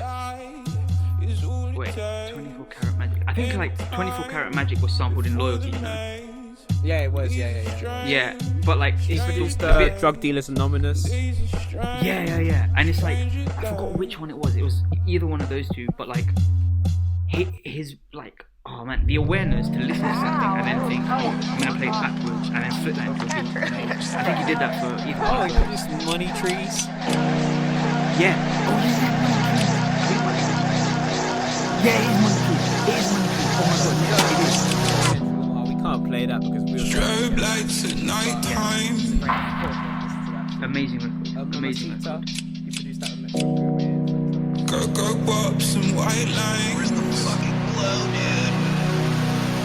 Yeah, Money Trees. that was Swimming pools, alumni. So Money Trees is like. I'm too high to say hi. You heard a song. Let me find the original song. 115 and sparks fly. Lift Me Up by Vince Staples. Remember. He produced a song for Joe Budden. Oh, mad. But yeah, for Money Trees, he heard a song called Silver Soul by a group called Beach House. Pardon me, and he was like, okay, I'm gonna flip it backwards, and then he made that into the beat.